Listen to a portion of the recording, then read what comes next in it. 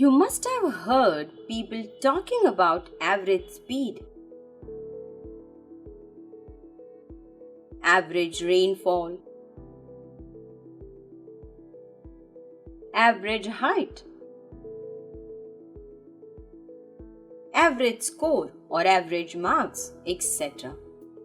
If we are told that average height of students is 150 centimeter, it does not mean that height of each and every student in a class is 150 centimeter. Or suppose somebody says that on an average people watch TV serials for 3 hours per day.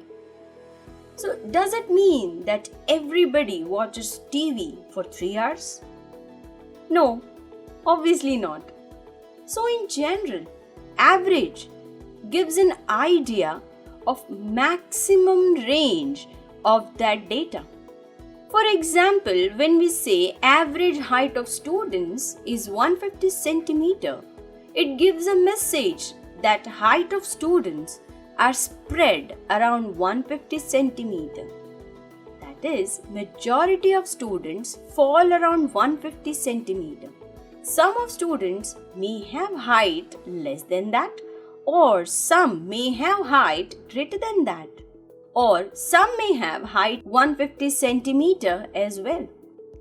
Similarly, when we say majority people watch TV for 3 hours, which means that most of the people watch TV for around 3 hours. But some people may watch TV for more hours and some may watch it for less hours. Thus, this average is single numerical representation of large bunch of data. In other words, it represents central value of the data. This implies that there are many other values above and below it.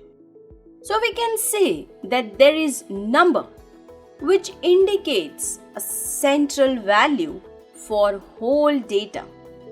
Such a number is called a measure of central tendency.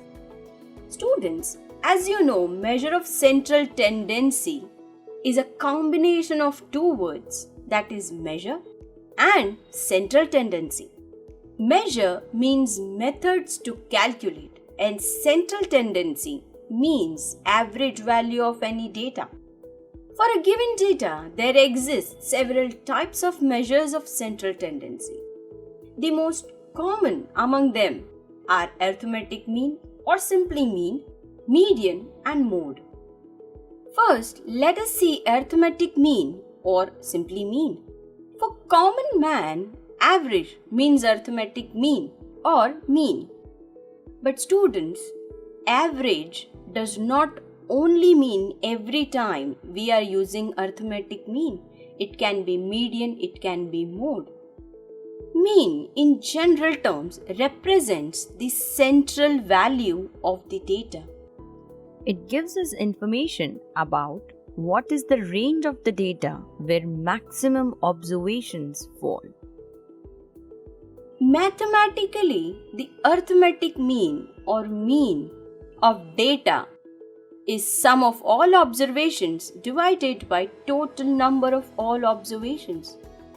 That is, mean is equal to sum of all values of observation present in a collection of data divided by the number of observations in that data. Mean is represented as x bar. Students, mean is the most commonly used measure of central tendency. To find the value of mean in statistics or mathematically, add up all the values of observation in the data set and divide it by the number of values you have added. In terms of formula, it can be represented as x bar is equal to sigma xi upon n. In this formula, sigma is a symbol used for summation. That is, it shows we have to add all x's value present in the data and divide it by n. That is number of data. For example, the following data has ages of group of 10 people. Calculate the average or mean of this age group. So, total number of people in group is 10. Therefore, we have total observation n equal to 10. And individual values of observations, that is xi's, are x1 equal to 45, x2 equal to 39, x3 equal to 53, and so on. Till x10, that is our last observation, equal to 45. Now we know the formula of calculating mean of this data. That is, x bar is equal to sum of all the observations upon total number of observations, that is sigma xi upon n. Therefore, putting the values in the formula, we get mean as 44.8, which means that average age of this group of people is around 44 to 45. This value of mean shows that majority of people in this group have age around 40s. But students, some can be below 40 also, and some can be above 45 or above 50 also. Thus, mean is a central tendency or a central value for whole data. Therefore, we can say that mean is a number which indicates the central value for whole data.